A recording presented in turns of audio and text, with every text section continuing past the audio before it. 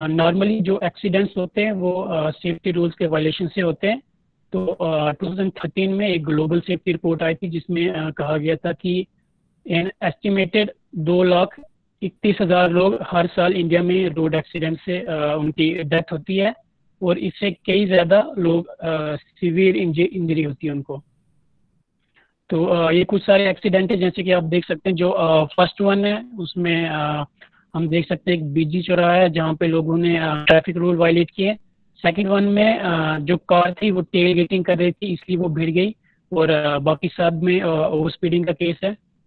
Then जो हमारे पास main causes है रोड एक्सीडेंट के, तो सबसे पहले आता है डिस्ट्रैक्ट ड्राइविंग। जैसे कि हमें कहा जाता है कि ड्राइवर है वो लोगों से ज़्यादा बातें नहीं करे या फिर फ़ोन यूज़ नहीं करे, क्योंकि उससे खतरा हो सकता है। So next one drunk driving, मतलब कि नशे में चलाना, और फिर ज़्यादा तेज चलाना, और फिर आता है सीट बेल्ट नहीं पहनना। कई सारे एक्सीडेंट में ऐसा होता है कि अगर जो ड्राइवर है और राइडर है वो उनने सीट बेल्ट पहनी हो तो उनकी जान बच सकती है या उनको इंजरी कम आ सकती है, पर नॉर्मली लोग सीट बेल्ट नहीं पहनते जिससे उनको ज़्यादा इंजरी होती है।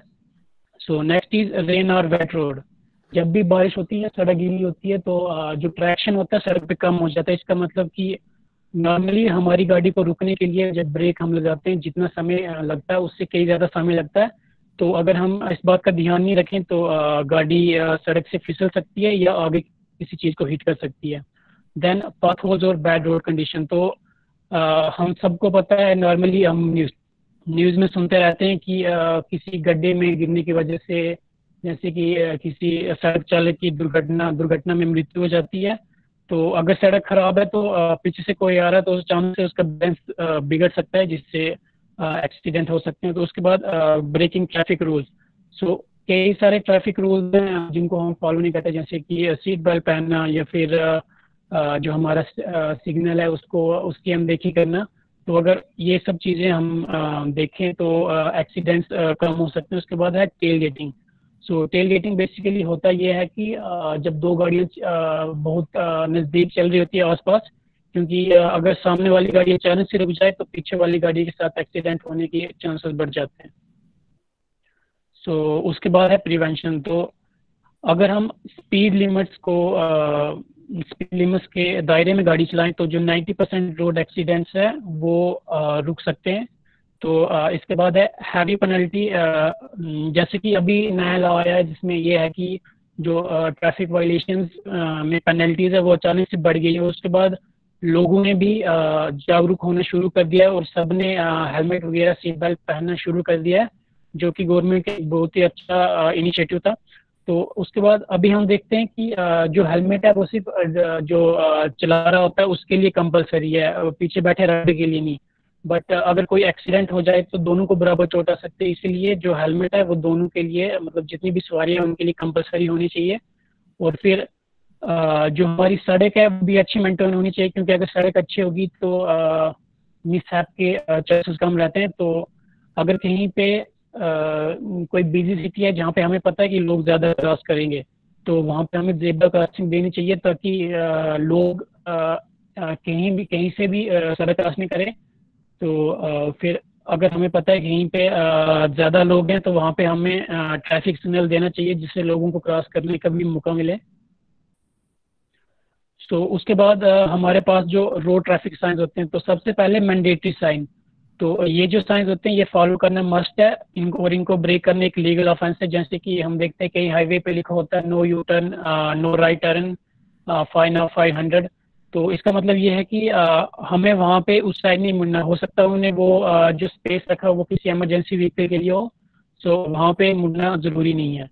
तो फिर आता है कॉशनरी साइन। तो ये जो साइन है ये आगे हमें रोड पे चीज़ों के बारे में वार्न करने के लिए दिए होते हैं, जैसे कि यू टर्न या बिग टर्न, या फिर हो सकता है आगे लैंड, जैसे हमारे पहाड़ों में कई सारे लैंडस्लाइड एरिया होते हैं तो वहाँ पे पहले से लिखा होता है landslide area, drive carefully.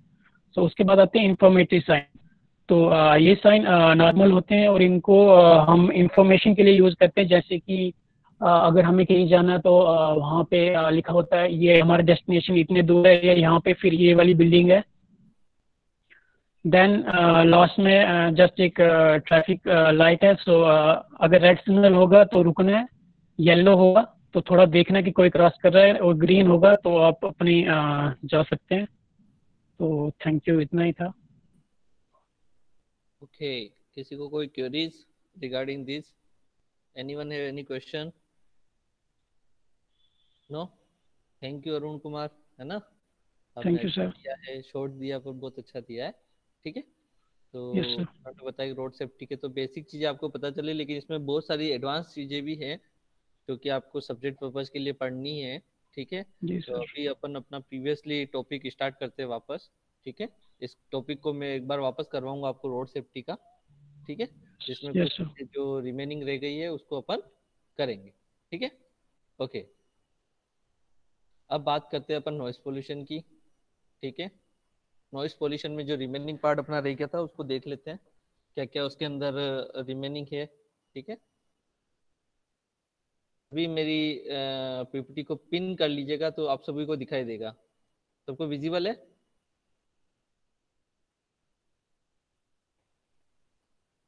Yes वापस सर, यस दिख सर। रहा यस सर। ओके, अब सर विजिबल है सबको? Yes sir. ओके, ठीक है। तो टुडे जो टॉपिक है वो अपना है नॉइस मिटिगेशन। ठीक है, मिटिगेशन क्या चीज होती है उसको अपन डिस्कस करेंगे। ठीक है, noise mitigation is a set of strategics to reduce noise pollution. ठीक है, इसमें नॉइस पोल्यूशन मिटिगेशन का मतलब होता है कि how we control the noise pollution, और how much method we use to control the noise problems. ठीक है, तो वो चीज अपन यहाँ डिस्कस करेंगे। Construction of the soundproof rooms for noisy machines in industry.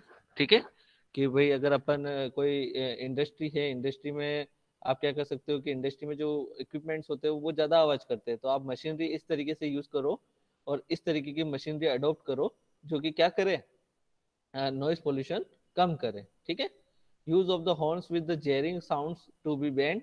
ठीक है, no motor vehicle should be fitted with the multi tone horn giving a succession of different note or with any other sound producing device giving an unduly harsh, shrill, loud or alarming noise on other similar vehicle of such sound signals।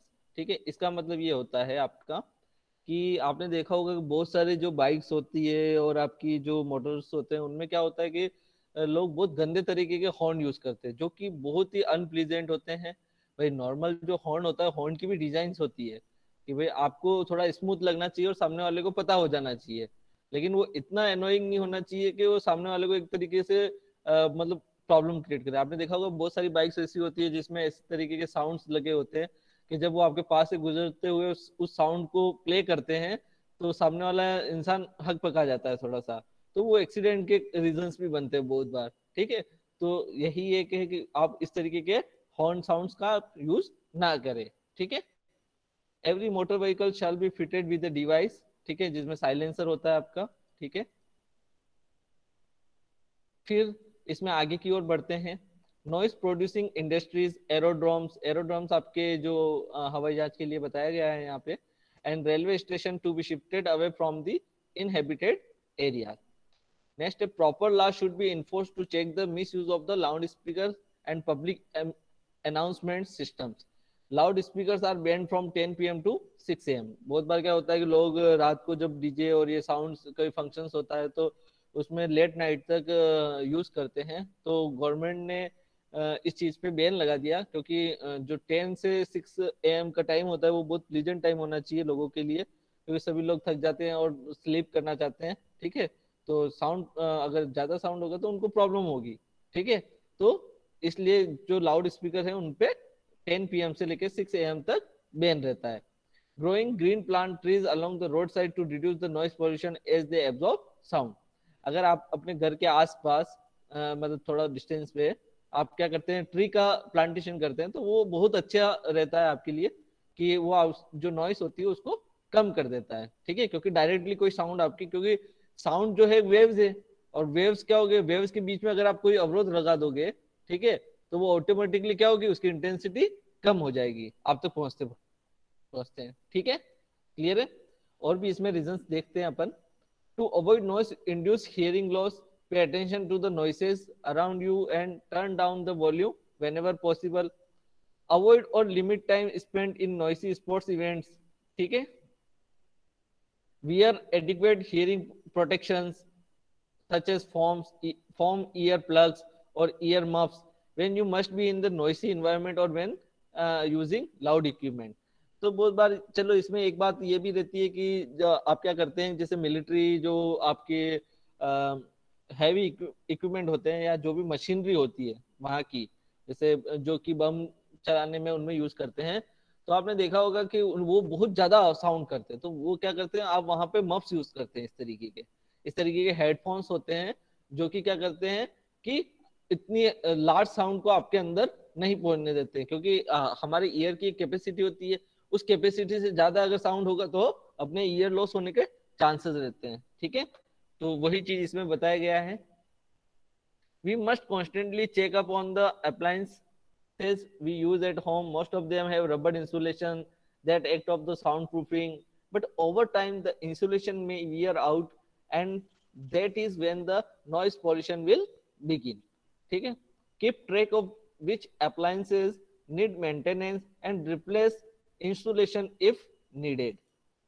Noise is also made by a escape of exhaust gases from the engine. Therefore, every motor vehicle should be so constructed and maintained as not to cause undue noise when in motion. ठीक है, before buying a home, see how far it is from the local airport. भाई इसमें ये चीज कहा गया है कि आपका जो होम है वो लोकल एयरपोर्ट से थोड़ा दूर होना चाहिए, ठीक है।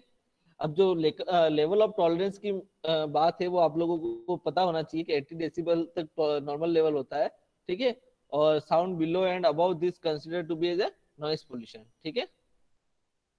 अब इफेक्ट ऑफ नॉइस पोल्यूशन अपन पढ़ चुके हैं। बी कॉशन फ्रॉम टुडे, ठीक है। इसमें इरिवर्सिबल हियरिंग लॉस होती है, ब्लड प्रेशर होता है, ठीक है, कहाँ तक चला जाता है 5 to 10 mm Hg on 8 hours exposure to even 70 decibel of sound level. Hearing loss begin 80 to 90 decibel. ये सब आपको याद होना चाहिए, जो भी ये रेंज है 80 to 90 डेसिबल की, ये आपके government exam point of view से भी बहुत इंपॉर्टेंट रहती है। 140 decibel is painful and 180 decibel can even kill a person. तो you have तुम्हें ये पता होना चाहिए कि भाई 180 डेसिबल तक पहुंचने के बाद इंसान की मौत होने के भी रहता है, ठीक है। Amplified rock music is 120 decibel. Most of the electronic vehicles and motors are above 80 decibel level. High noise level may interfere with the natural cycles of animals, including feeding behavior, breeding rituals, and migration path. ये अपन discuss कर चुके हैं। Now symptoms कौन कौन से होते हैं occupational hearing loss के? Feeling of the fullness in the ear, ठीक है। साउंड में seem muffled, can not hear high frequency sounds, ringing in the ears while listening to the high frequency sound, loud noise for a long period of time, or sudden bursts of sound can cause occupational hearing loss, ठीक है। Hearing that does not return after an acute noise injury is called as permanent threshold shift. Clear? That are the symptoms of the occupational hearing loss, ठीक है। Action taken and to be taken. What action we take? There are a variety of effective strategies for mitigating adverse sound levels, ठीक है। Use of the noise barriers, limitation of the vehicle speeds, alteration of the roadway surface texture, limitation of heavy duty vehicles, ठीक है। Use of traffic controls that smooth vehicle flow to reduce braking and acceleration, innovative tire design and others, ठीक है। Other legislation. Okay, there are some rules which is implemented by the government, है ना। Noise regulation rules under the Environmental Protection Act is 1986. Feature industrial, इनमें जो इस act में कुछ आपकी मतलब लिमिटेशन दे रखी है जो कि आपको दिखाई दे रही होगी। इंडस्ट्रियल के लिए 75 डेसिबल होता है, कमर्शियल के लिए 65 डेसिबल होता है, रेजिडेंशियल जोन्स के लिए आपका 55 डेसिबल होता है। ये आपको याद होना चाहिए कि एज पर रूल्स 1986 के अकॉर्डिंग कितना है, क्योंकि एग्जाम में पूछा भी जाता है आपको, है ना, गवर्नमेंट एग्जाम से। No public addresses system after 10 PM and before 6 AM। ठीक है। अब हेल्थ इफेक्ट में कौन कौन सी, अकॉर्डिंग टू द USPA, ठीक है, there are the direct link between noise and health. Also noise pollution adversely effects the lives of million of people. ठीक है। Noise pollution can damage psychologically and psychological health. High blood pressure, stress related illness, sleep disruption, hearing loss and productivity loss are the problems related to the noise pollution. ठीक है। It can also cause memory loss, severe depression and panic attack. Clear है? Now source of the noise pollution. ठीक है। कौन कौन से source होते हैं? ट्रांसपोर्टेशन सिस्टम हो गया, कंस्ट्रक्शन हो गया और इंडस्ट्रियल हो गया। ये मेनली है, आप लोग पढ़ चुके हैं। सॉल्यूशन फॉर नॉइस पोल्यूशन क्या क्या है? प्लांटिंग है, रेगुलर सर्विसिंग है अपने ऑटोमोबाइल्स की, बिल्डिंग को प्रॉपरली डिजाइन करे, प्रॉपर विंडोज इसमें फील करे, विंडोज हो, वॉल्स आपकी प्रॉपर हो, ठीक है, उसमें एब्जॉर्बिंग मटेरियल्स हो, है ना, और जो आपके वर्कर हैं उनको भी आप गुड क्वालिटी के इक्विपमेंट प्रोवाइड करें। सॉल्यूशन फॉर नॉइस पोल्यूशन क्या क्या सॉल्यूशन हो सकता है? ऑटोमोबाइल में लुब्रिकेशन हो सकती है, प्रॉपर सर्विसिंग हो सकता है ना। साउंड प्रूफ डोर्स आपके विंडोज आप यूज कर सकते हैं। Regulation should be impose restrict the usage of the play loud speaker, आपको जो भी है उसके रूल्स फॉलो करने हैं। Factories and industry should be located from the far from the residential area. ठीक है। दूसरा और भी सॉल्यूशन इसके अंदर आते हैं। ठीक है। कम्युनिटी डेवलपमेंट और urban management should be done with the long term planning along with an aim of reduce noise pollution. Social awareness, ठीक है, ये सबसे important part है, क्योंकि without social awareness all are the fail।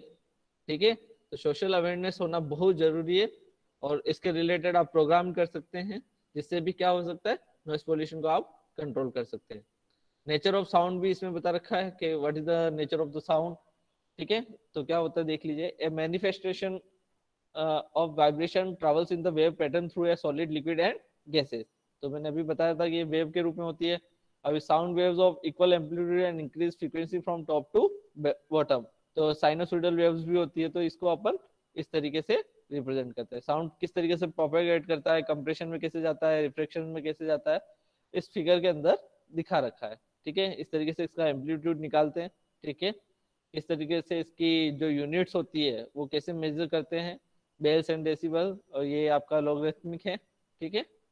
Sound power and intensity, sound power level क्या होता है, ये सब चीजें इसके अंदर दिखा रखी है। वो आपके इतना काम की नहीं है, बेसिक नॉलेज आपको इसका पहले ही होगा, मैं इस चीज को मानता हूँ, क्योंकि आपने प्रीवियस क्लासेस में पढ़ा है ये सब। ठीक है। तो वही चीज है। ठीक है। ये कुछ आपको रेंज दे रखी है, इसको आप पढ़ लेना, मैं आपको पीपीटी भेज दूंगा, है ना, तो कोई दिक्कत नहीं आएगी इसमें। बाकी ये सब रेंज है आपकी 140 डेसिबल से लेके 0 डेसिबल। ठीक है। कि किस किस का में क्या क्या रीजन रहता है, किस किस के लिए, जैसे बिजनेस ऑफिस के लिए कहाँ तक है, एवरेज स्ट्रीट ट्रैफिक तक कहाँ है, पिन्यूमेटिक के लिए कितना है, जेट टेक ऑफ के लिए कितना है, ठीक है, रॉक म्यूजिक, हैवी ट्रक के लिए कितना होना चाहिए, सारी चीजें इसमें लिखी हुई है। अब इसको किस तरीके से मेजर करते हैं, ठीक है, तो P represent the frequency 1/f। ठीक है। P is the pressure and 1/f, F is the frequency, I निकालेंगे इसमें W/A, L dash is equal log Q/Q0, log L is equal to 10 multiply by the log Q/Q0, एंड जो unit होगी वो decibel में होगी। ठीक है। अब ये देखो, ये अपन देख चुके हैं प्रीवियसली। ठीक है। ठीक है। नॉइस रेगुलेशन, ये आपका 1972 में भी एक रेगुलेशन हुआ था। ठीक है। Noise regulation include status or guidelines relating to the sound transmission established by national, state or provincial and municipal level of government. After a watershed passage of a US Noise Control Act of 1972, the program was abandoned at the federal level under President Ronald Reagan in 1981, and the issue was left to the local and state governments, although the UK and Japan enacted national laws in 1960 and 1967. ठीक है। These laws were not at all comprehensive or fully enforceable as the to address, मतलब कि अभी भी इनको लोग follow नहीं करते प्रॉपरली। ठीक है। चाहे वो इंडस्ट्री हो चाहे नॉर्मल पीपल्स हो, इन लोगों को आज तक कोई सही तरीके से यूज नहीं कर रहा है, जबकि यूज करना चाहिए। ठीक है, generally rising ambient noise enforceable numerical source limits on aircraft and motor vehicle comprehensive directive to local government। ठीक है, तो they are some local noise regulation, इसको आप लोग पढ़ लेना। ठीक है, इसमें इतना कोई ज्यादा चीज नहीं है। एयरक्राफ्ट के लिए कैसे है, किस तरीके से वर्क करता है, ठीक है, कैसे मेजर करते हैं डेसिबल, ये एक अपेटस दिखा रखा है आपको। ठीक है, डेसिबल में की इसकी यूनिट होती है जो मेजर करने में काम आता है आपको। ठीक है, some chart method here which give the decibel range, तो इतना डीपली जाने की जरूरत नहीं है इसमें। ठीक है, अब अपन मेन चीज यहाँ देखेंगे, ह्यूमन हियरिंग से कितना इफेक्ट, ह्यूमन हियरिंग पे कितना इफेक्ट होता है। People generally hear sounds between the threshold of hearing and the threshold of pain. In terms of pressure, this is 20 micropascal to 100 pascal।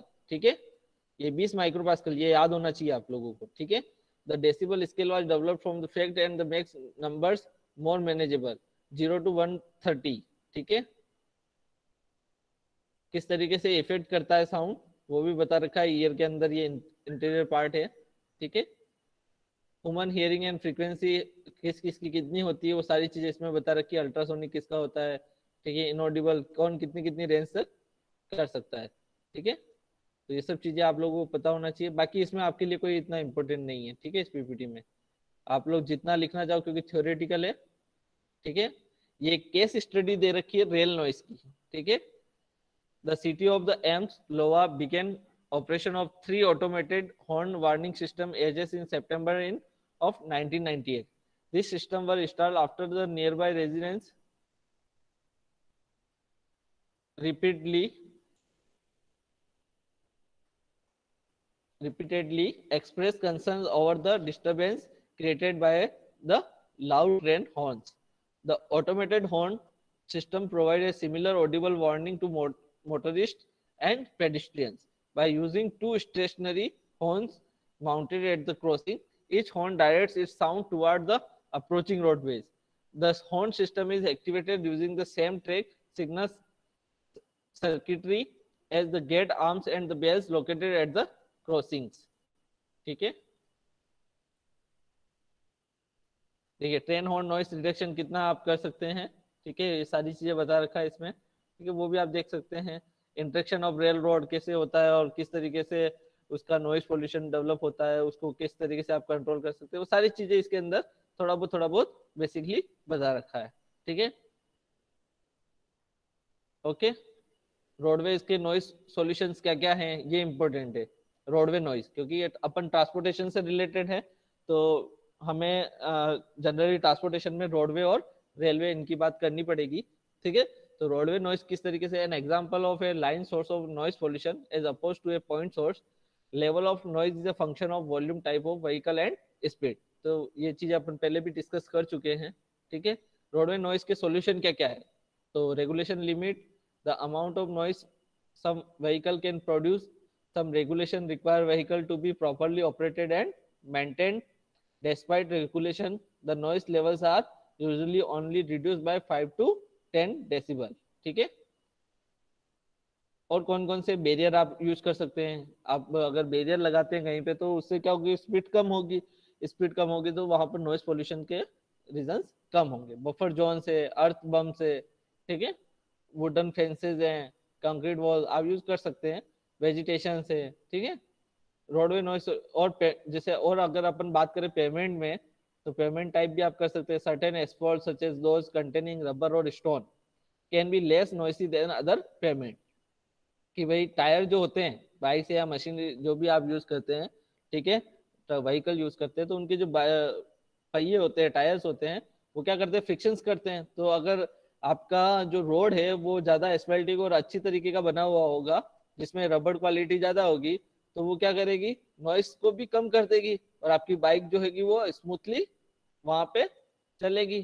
ठीक है, और उसके शॉक को भी एब्जॉर्ब कर लेगी, तो वो नॉइस कम प्रोड्यूस करेगी। ठीक है, तो इस तरीके से है आपका। ठीक है, however some studies have shown that the reduction in noise is only a few decibel, not enough to be sufficient। More research is needed before payment there can be an effective noise reducing technique. अब देखिए airport noise का है, इसको भी आप लिख सकते हैं, इसमें अपन डिस्कस कर चुके हैं, ठीक है। इसमें क्या क्या रहता है, ठीक है, सोर्स क्या क्या है वो भी अपन डिस्कस कर चुके हैं। ये सब चीजें आप लिख लीजिएगा, ठीक है।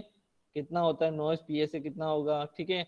ये अपेटस होता है आपका डेसिबल मीटर्स, अपेटस देख लीजिए। इस तरीके से इसका यूज करते हुए अपन नॉइस पॉल्यूशन को मेजर करते हैं, ठीक है। साउंड लेवल्स भी बता रखा है, ठीक है।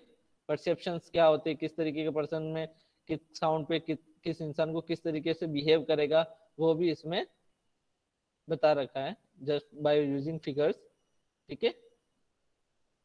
ओके, कंस्ट्रक्शन साइट के लिए भी एक फिगर दे रखा है, तो इसमें कैसे है, किस तरीके से इफेक्ट करता है, कैसे भाई आपकी कंस्ट्रक्शन साइट पे जो आप क्या कहते हैं रिन्यू करते हैं या तो कोई चीज तोड़ते हैं या उसको वापस करते हैं, तो उस समय बहुत होता है और आसपास के लोग भी बहुत परेशान होते हैं। कहते हैं ना जब किसी का घर का काम चलता है तो आसपास के लोग आपसे चिढ़ने लग जाते हैं, तो वो इसी वजह से होता है क्योंकि उनको भी इफेक्ट होता है, तो इनडायरेक्टली डायरेक्टली सभी तरीके से उनको इफेक्ट होता है, तो वो चीज इसमें बताई गई है, ठीक है। ठीक है, यहाँ पर भी है इफेक्ट्स ऑफ नॉइस पोल्यूशन और बता रखा है इसमें, ठीक है। तो थैंक यू, काफी है इतना। Okay, anyone have any doubts? No sir. Okay sir, okay. No doubt. चलिए, तो आप लोग एक असाइनमेंट लिख लीजिए सभी।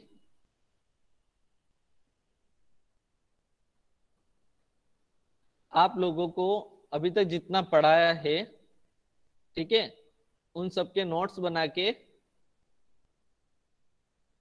ठीक है, नोट्स बना के गूगल क्लासरूम के अंदर अपलोड करना है, एडवांस ट्रांसपोर्टेशन का, ठीक है। राकेश कुमार है क्या? राकेश कुमार, अपलोड आपको 2 दिन के अंदर अंदर करना है, ठीक है। कौन सा राकेश कुमार? राकेश कुमार बेटा, open your mic. Yes sir. दूसरा वाला राकेश कुमार नहीं आया क्या? दूसरे वाले का पता नहीं, शायद नहीं आया। नहीं आया, चलो। और भी नो कोई सर। इस तरीके से प्रेजेंटेशन देना चाहिए? किसी को प्रेजेंटेशन देना है क्या? हाँ, सबको ईद मुबारक बेटा, है ना। Yes sir. और सबको राखी भी मुबारक, सबको, है ना, ठीक है। Sir okay sir, thank you. हाँ हेलो बोलिए। सर।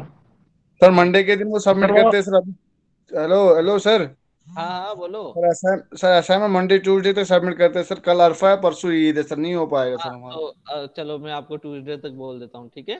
सबके ओके ये सर, ठीक। आराम से दीपावली मना क्या कहते हैं वो, राखी ईद। मना के करना बस, राखी यस बनाने सर। के बाद कर देना, ठीक है। सर ईद भी है ना सैटरडे को सर, इरफान बोल रहा हूँ। हाँ, सर राखी के बाद करना, आराम से राखी हो जाए उसके बाद एक दिन छोड़ के फिर करना, ठीक है। ओके सबके लिए, सर। ठीक है। Okay, thank you sir. Okay okay. और बताओ, और क्या चाहिए मेरी तरफ से? Hello sir. सर हाँ बोलो। हेलो हाँ सर, वहाँ गूगल क्लासरूम में पहले डाला करो असाइनमेंट ताकि उसी में फिर सबमिट करें, ऐसे ही क्या डालेंगे? नहीं, मैं असाइनमेंट का एक लिंक बनाऊंगा वहां पे, उसमें आपको अपलोड करना है। वही ना, पहले बनाओ वो, ऐसे ही क्या डालें? नहीं, वो मैं बना दूंगा बेटा, कभी बना दूंगा, शाम तक बना दूंगा, ठीक है। Okay sir.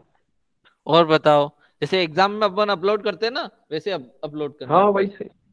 ठीक है, मैं कर यस दूंगा, सर वैसे ही बना दें। ठीक है। और बताओ। सर गूगल क्लासरूम पे टॉपिक्स भी मेंशन कर देना सर।